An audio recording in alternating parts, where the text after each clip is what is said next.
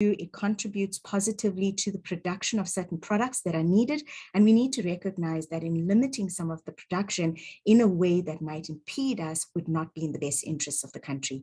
So mitigation potential is a critical enabler and must be referenced in the bill more strongly. And then lastly, alignment with the so mitigation potential is a critical enabler. The carbon budget, we believe, in the bill needs to be aligned with all instruments that drive towards a decarbonized future. We need carbon taxes, we need carbon budgets, we also need incentives. So ultimately what we see is the need for a holistic, integrated mitigation system that drives the decarbonization of the economy. We see this coming through very strongly in Europe, in the US, with their recently promulgated Inflation Reduction Act, where there needs to be incentives, both positive and negative incentives, that drive the economy towards decarbonization. There are some of this in South Africa, but not as is needed to unlock some of these opportunities. We heard mentioned by many speakers about a green fund. That's certainly needed. We need to think about tax breaks. We need to think about carbon taxes. We need to think about carbon budgets, all working towards an integrated fashion to get to a decarbonized future environment that is still a thriving South Africa that contributes to poverty alleviation, economic development, and equality in the country. So these are critically important, and I do believe that if these things are addressed, it will strongly bring through a stronger climate change bill for the country and a strengthened climate change management approach for the country. So maybe if I can recap some of the recommendations that Cecil is putting forward. As you can see, just 4 key issues that we have, given the fact that a lot of our issues have in fact already been incorporated through the processes that have been run by the department.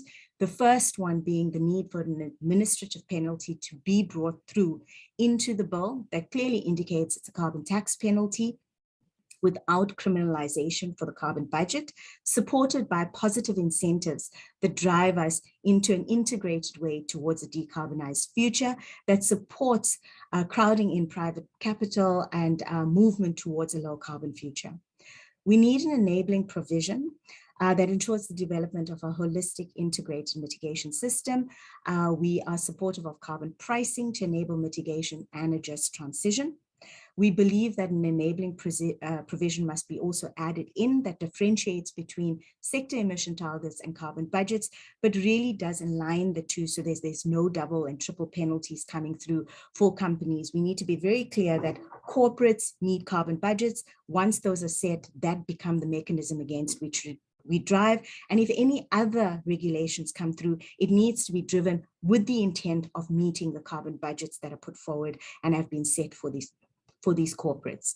The last point I'd like to raise is the specific criteria for when allocating the carbon budgets and sets is mitigation potential, and the recognition that this must come through quite strongly. This has been set up through the process that the Department of Environmental Affairs has put in place, looking at how to develop mitigation potential into the future. It's called the mitigation potential analysis, and this must feature quite strongly in terms of how carbon budgets are allocated. Chair, I'd like to lastly conclude by saying our just transition is a shared value proposition, and it is looking at an inclusive transformation of our business for the benefit of society. We really are committed to decarbonization, and that is really not in question. And please see the comments we've raised is just in an effort to strengthen the bill and strengthen the climate change management response. I thank you, Chair, and I would like to say that we would avail ourselves to really go through any of these details if this is so warranted by the committee. Thank you for the time. I'd like to hand back to you for some questions. Thank you. Thank you so much, Ms. Harrington. As you are removing the... I'm trying as well, I must be honest. I'm having the same challenge. Maybe someone can help me by sharing as well. By remove it. Oh, there we go. Okay, it's done. Thank you, Chair. Mr. Rila is an expert here on these things.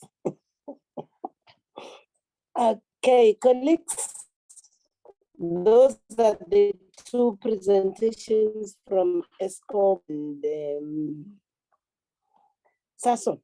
Can I see show of hands of colleagues who want to interact with these presentations?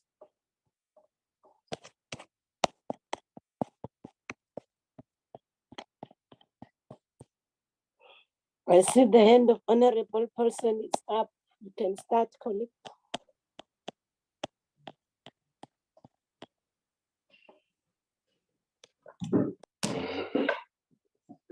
Thank you, Chair. Chair. Yes, proceed. Thank you very much, and thank you for both presentations to your presenters. Chairperson, through you, I'd like to know from both Eskom and Sasol, I mean, the entire business depends on, and Sasol especially, that the entire business depends on finding carbon fuel sources. So what is the roadmap for Sasol to once, I mean, they are most at threat here if we go completely renewable, and then we won't need a Sasol any longer. So what is the roadmap for, I mean, a couple of years ago, 900 years ago, Nokia was a logging company in Sweden, I think. And then a few years back, they became a cell phone company. So what is Sasol's roadmap in terms of where it sees itself and how it will transition from being a company that produces, or the existence is reliant on fossil fuels and the selling of fossil fuels? So what happens to them when we no longer want fossil fuels? Do they have a plan for themselves? Thank you very much. Thank you, Honorable Paulson. Honorable Branch, over to you. Thanks very much, Chairperson. I'll be brief. It's just a question to both Sasol and Eskom representatives as to whether or not they've been consulted yet or part of any process in terms of the $8.5 billion commitment that was made last year at COP26 in order to assist South Africa to transition towards green fuel sources, and also whether or not they are confident that this is going to come off, and if they are making plans in that regard, or if they are looking into alternative revenue streams in order to make that a reality.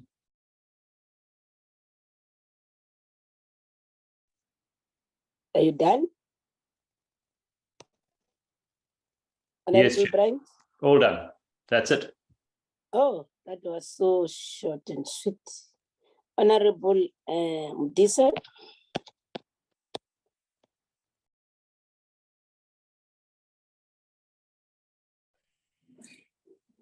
Thank you, Chairperson.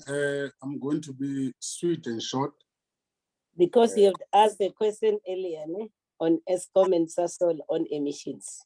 It is my conviction that Eskom and Sasol are already, they've already noted it and they are going to respond to it. But if they so insist, I can repeat it. With your permission, Chair, I still assert that Eskom and Sasol are still are the biggest contributors and emitters. And in their presentations, both of them, they appreciate and acknowledge that that climate change is one of the pressing matters of our time. Perhaps just to put it on record that we are in the top 15 largest greenhouse gas emitters in the world.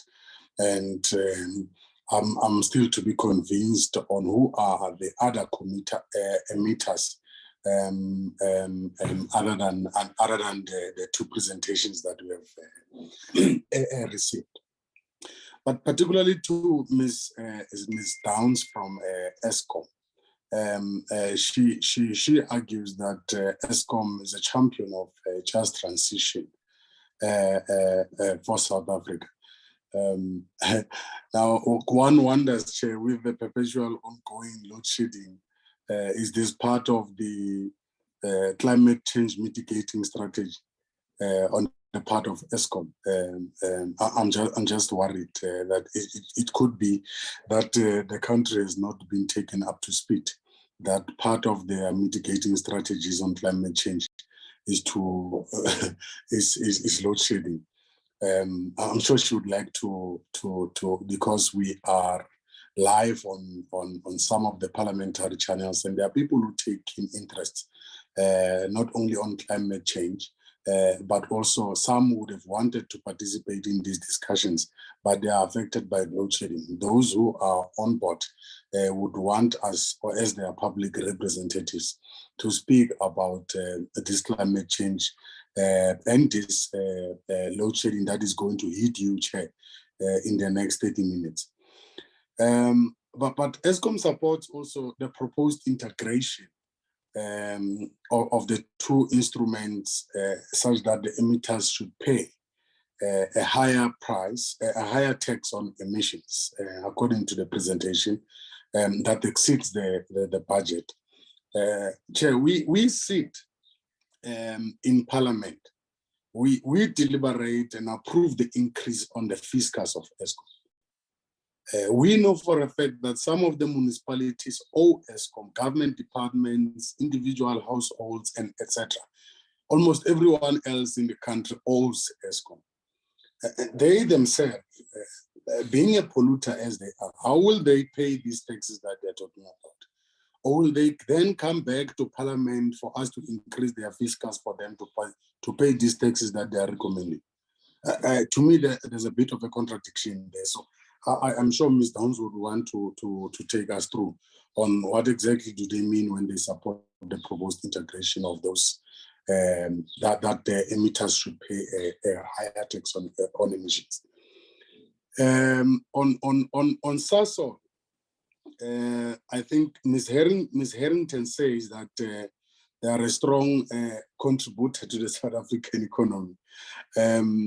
With me and my thinking, I thought she was going to say the largest consumer of coal, which she has acknowledged. But also, I also thought that she was going to say the greatest emitter. And then she fell short of saying that. She only spoke about being a significant and a strong contributor of to the South African economy. But my interest in that presentation, Chairperson, is on decarbonizing, which I think should be my focal point as it relates to the presentation by SASOL. My interest, like I said, is on the renewables. I think she spoke about 1,200 megawatts that they want to achieve by 2030. Now it is now to 2022, so almost 8 years to go. Just as a matter of interest, how far are they now? Because they are left with 8 years to reach the 1,200 megawatts by 2030. How far are they? Perhaps on a scale of 1 to 10. Again, on decarbonization, they are saying they have 5 projects that are waiting regulatory approval. I think for wind and solar. Yeah, she said so. So by when? This is our area of interest, solar and wind. But by when do they think they would have obtained this approval? Who are these people who are withholding such a very important approval that is in the interest of the country and everyone else? Just lastly, on again on a scale of 1 to 10, Honorable Chairperson, just on their, I think it's Honorable Paulsen who raised it, their just transition roadmap is under development. On a scale of 1 to 10, how far is it? How far are we likely to interface with this roadmap that is under development? Lastly, for structural transition, Chair, to a climate resilient economy, I want to argue differently from Ms. Harrington. If my memory serves me well, she argues that carbon budgets should not be criminalized. Now, I'm thinking, if we do not criminalize these carbon budgets, how then do we enforce them?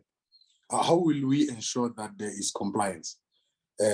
Carbon tax only came to effect in 2019, and emitters were only compelled since then. Of course, not criminal, but compelled.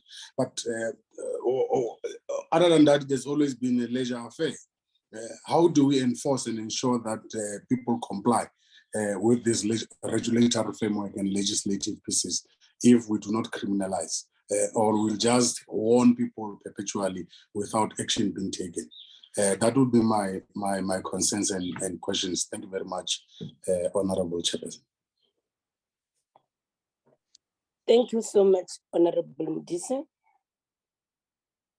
I want to join you, and in relation to ESCOM, Ms. Downs, the issue here is as to why should ESCOM be concerned or against about the application of Section 49B2 of the National Environment Management Act,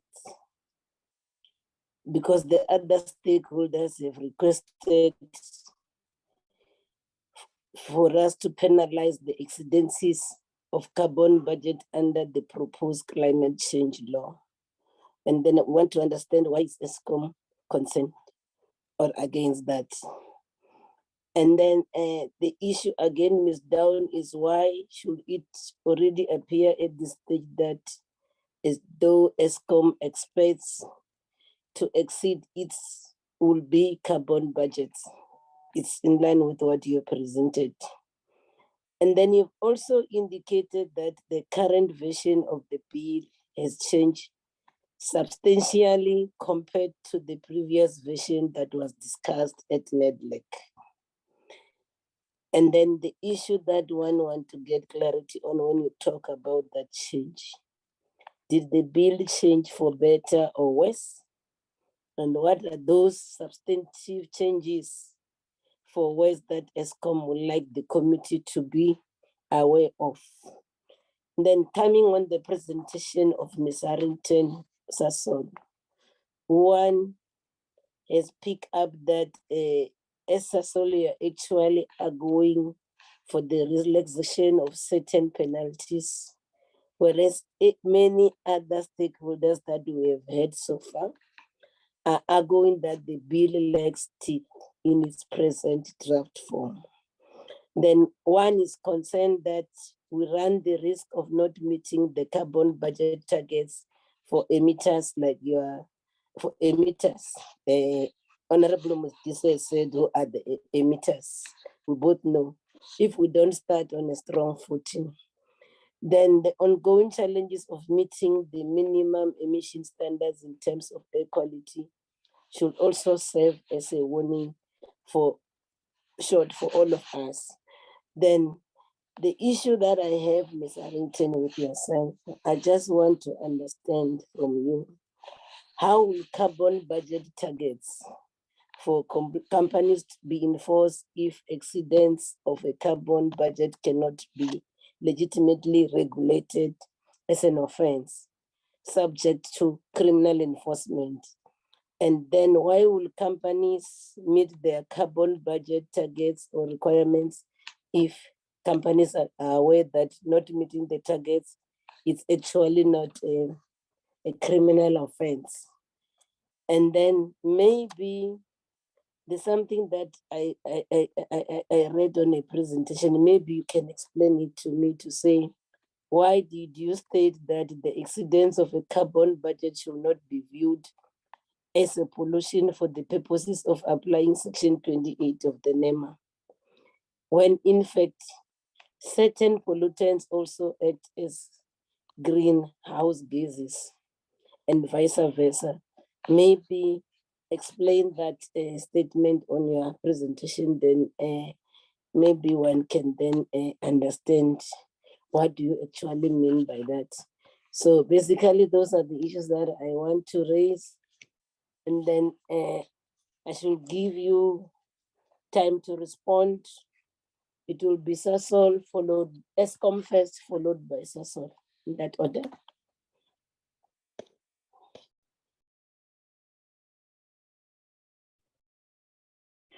Thank you, Honourable Chair. Thank you, Honourable Members, for your questions.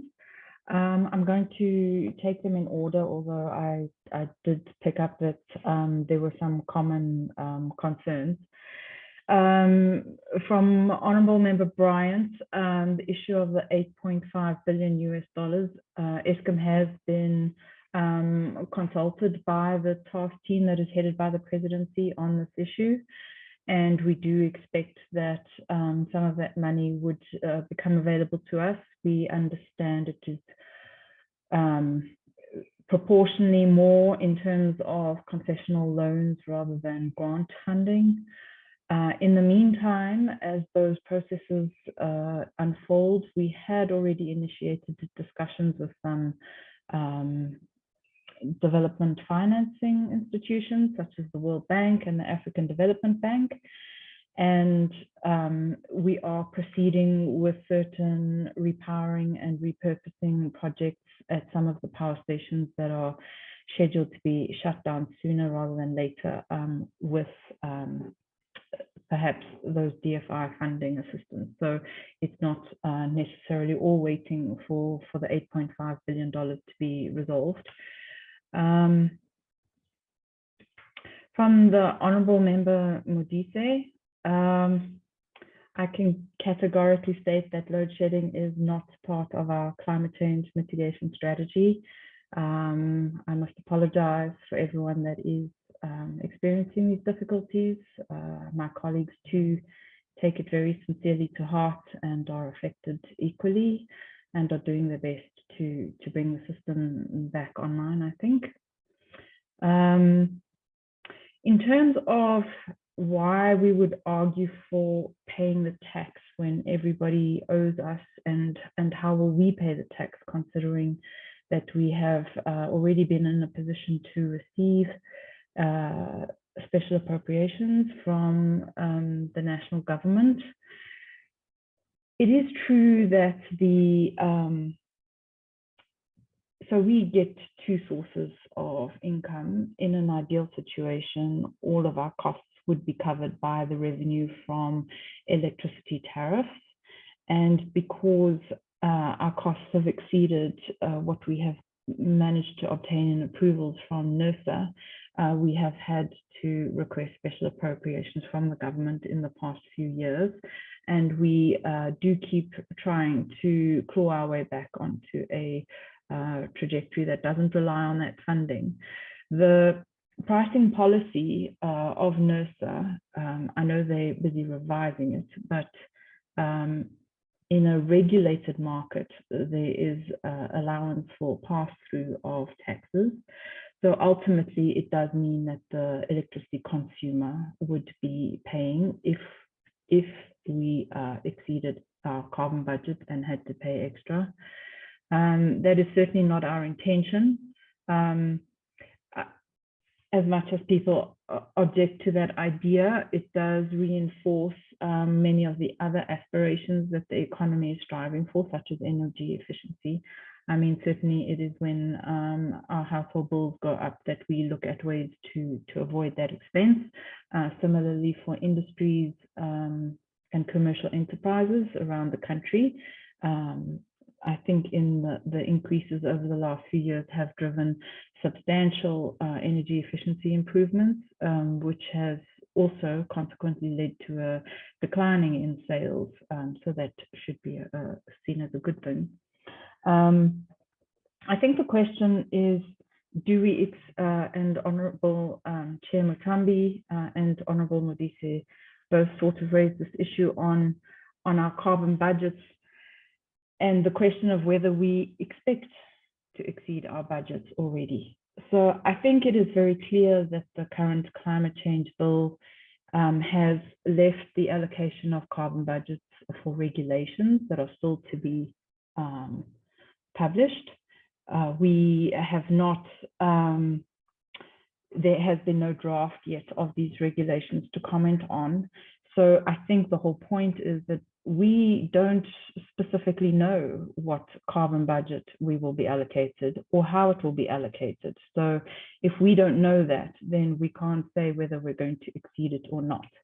What I can say in our experience of the pilot stage with the voluntary carbon budgets, if we compare what comes out of forecasting processes such as the medium-term system adequacy outlook, that's the 5-year forecasting that the transmission operator undertakes to see if we have an adequate supply. If we look at what they say we would need in carbon space, and we contrast that with what the national goals are in terms of being well below 2 degrees, and especially if we start to strive for 1.5 degrees, then it is likely that the carbon budget allocation may not be sufficient to cover the adequacy of supply. At that point, you are putting operators on power stations in a position to choose which is the most pressing need. Should they continue to emit and ensure adequacy of supply, or should they go to jail? That, to my mind, is not a fair position for such a person to be in, given that, as I've explained before, not all the technology is available yet, and it requires multiple actors to create the enabling environment in order to meet these carbon budgets. That said, we have progressed quite far on our analysis of socioeconomic impact assessments for shutting down, repowering and repurposing some of the power stations to avoid the worst social impacts. And we do think that we can continue to decrease our greenhouse gas emissions well below 2 degrees on that trajectory at the very least. So I think it depends on what your assumption is about how stringent the carbon budgets will be set. Do you assume those carbon budgets are going to be set fairly liberally, or do you expect that those carbon budgets are going to be set tied to the 1.5 degree pathway, or even more ambitious? So we're certainly not setting out to exceed those carbon budgets. We do expect to decrease our greenhouse gas emissions into the future. It's just a question of the regulations to allocate the carbon budgets, which we have not yet had sight of. And then just to reassure the Honourable Mutambi about the current version of the bill that has changed significantly since the version that came from NEDLAC, it is only in respect of 2 clauses that I have picked up around linking the carbon budget exceedance to the carbon tax. There were 2 clauses in the previous version which are no longer there, which made it clear that that was the intended link. And as I say, as my understanding is that's a constitutional issue why those 2 clauses were removed. Otherwise, as far as I'm aware, the bill is very much the same as what was agreed after NEDLAC. Did I miss any questions? No, you did your level best. Can I hand over to Sasol? Thank you, Chair. Let me start at the top as well. So I do believe. What happened to you? Pardon? Can't see you anymore. Oh, sorry, Chair. Can you see me now? Sure. Okay, thank you, Chair.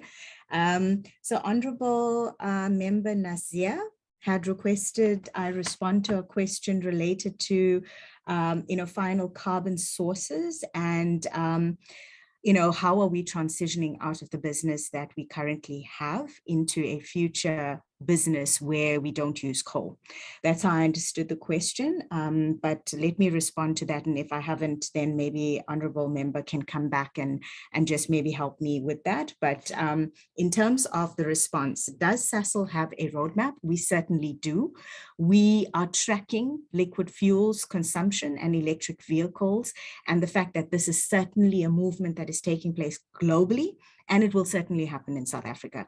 We are not putting our heads in the ground believing that our business is a business that is going to stay as it is. That said, the technology that we utilize is not a sunset business. And that's what I clearly showed in terms of the vision for a new Secunda. we need to be able to produce sustainable aviation fuels, which is basically compatible with the net zero future.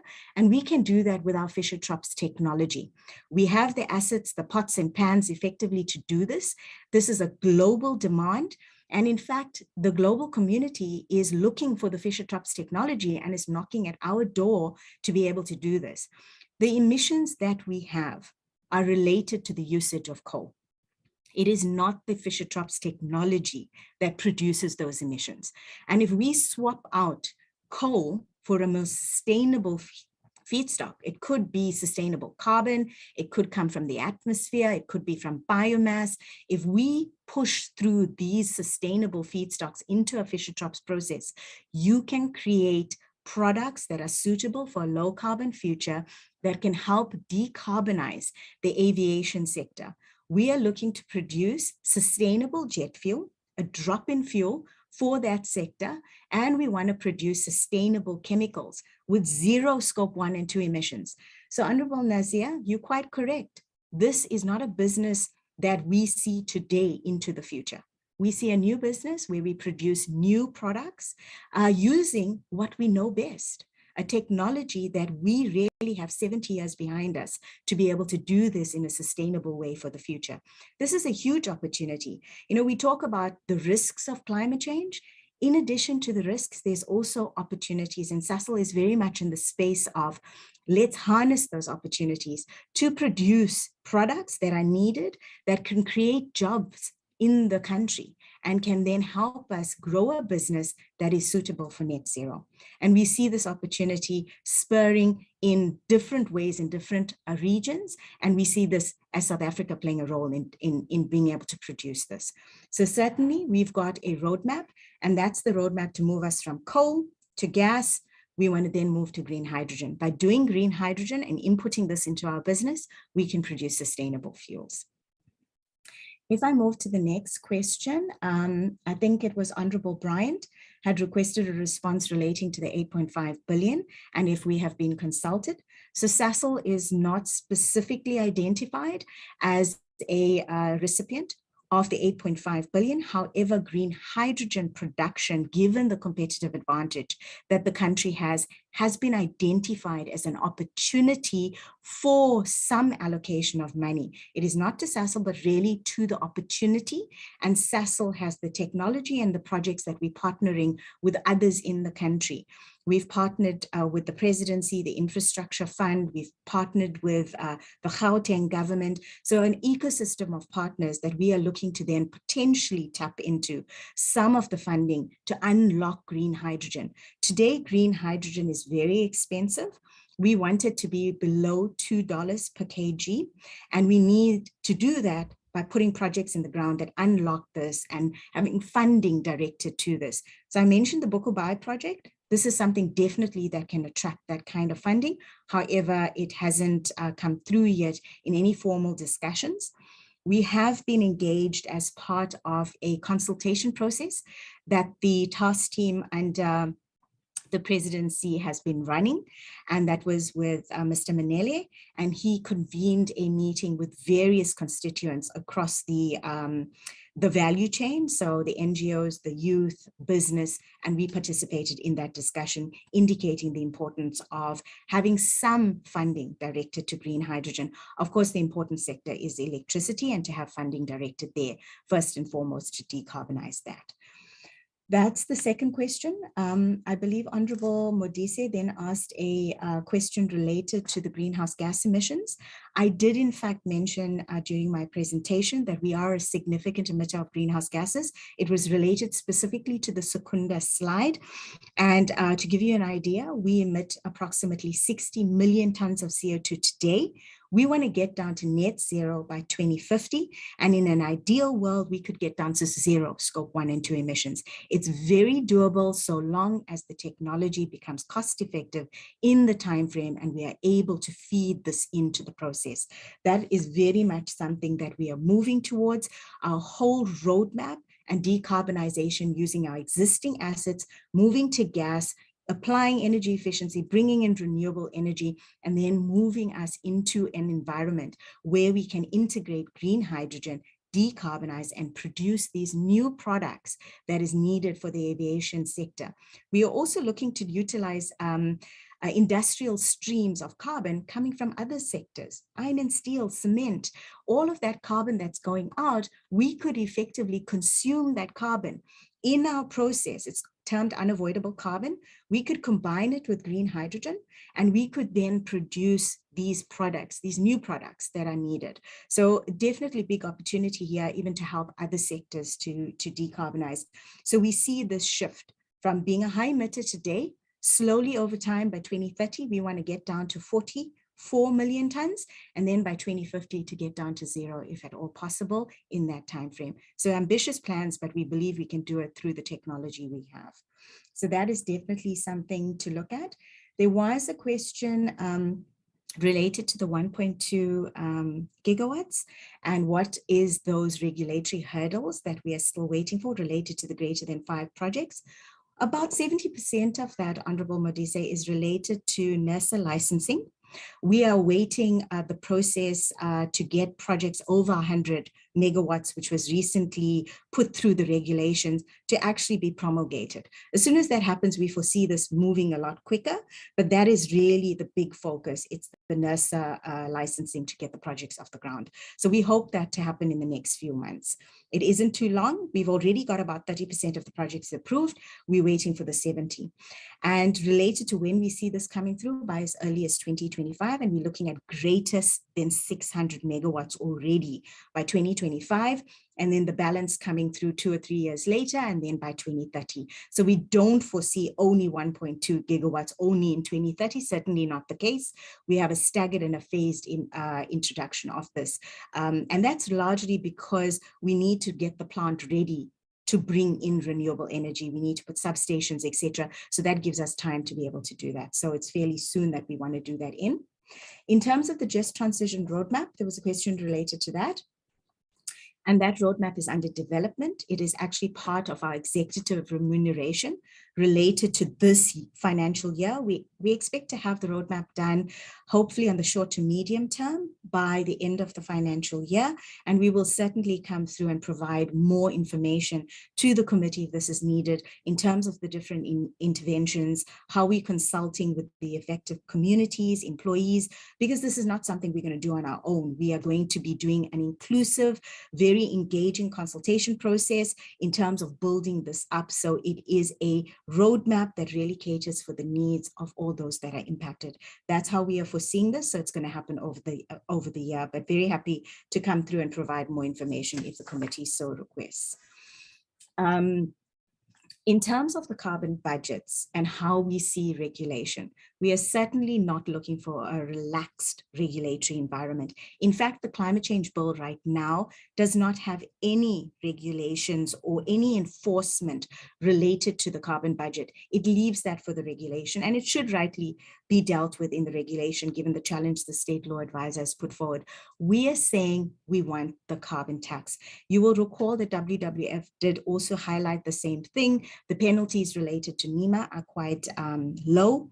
The carbon tax penalties for a company like Sattel right now, given where we are at in the emissions profile, range in the region of about 20 to 30 billion, as opposed to 10 million. So it is a very substantial incentive not to exceed the carbon budget. We are not at all asking for a relaxed system. We are simply saying what was actually put forward previously is the mechanism to utilize. It was always an administrative tax penalty in the form of a carbon tax. And given the sizable tax liability that's related to this, this is a significant incentive to keep us on track to be able to retain and meet our budget. And in fact, our roadmap of a 30% reduction was set up with a carbon budget in mind. We are certainly moving in the direction of reducing those emissions into the future. So definitely not the case. Chair, you had also asked a similar question. We are not asking for a relaxed system. So if that did not come through clearly enough, apologies on that. We are asking for the carbon tax penalty, which is quite significant, etc., to be the application, which is exactly what National Treasury has also indicated in the budget review. I believe there was a question related to NEMA. In terms of the Air Quality Act, Chair, you'd correct me if I've gotten that wrong, but certainly in terms of our roadmap, we are also looking to integrate to make sure that we are compliant with both and we are able to meet the emission reduction plans as well as the air quality emission reduction requirements. By reducing our coal consumption over time, we would be able to then, on a mass balance level, be able to address both these issues. So we're looking at an integrated management of both of these issues. Hopefully, Chair, I have addressed all of the questions that I've taken down. If not, please do revert. Thank you. Now we have already run out of time.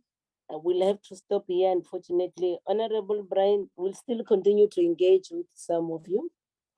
Remember, this process has just started. Honorable Brian, can you say something so that we can adjourn this meeting? We must go to the house, all of us.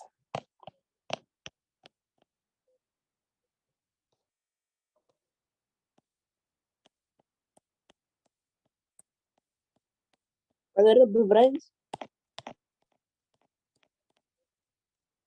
seems to have left already. Under the circumstances, then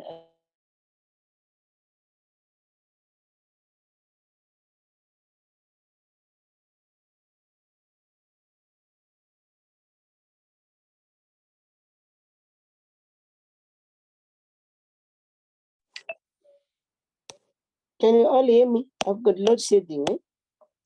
We can, Chair. I was trying to get of Honorable Brand. Is he still here? No.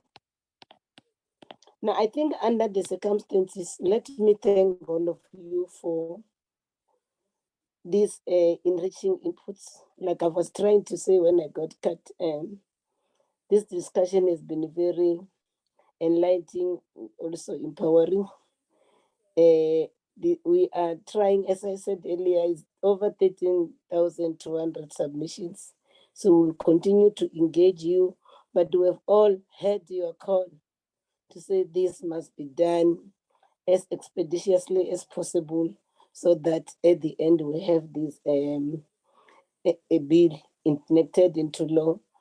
That's why we're doing that now, because we are doing another bill, but we felt let's also put this as some of the presenters said that so that we can then deal with them concurrently. That's the spirit. And then we're still looking forward to engaging you in the near future. It will be nice that if time permitting also you join our meetings, our agenda is shared so that you also hear what the other parties are saying. But I should thank all of you, our presenters. You've been amazing. The meeting gets adjourned. Thank you so much. Thank you, everyone. Colleagues, let's go check into Parliament. It's a 3-line whip. Thank you, everyone. Thank you. Thank you all. Recording stopped. Thank you, Chair. Thank you, everyone. Something looking in.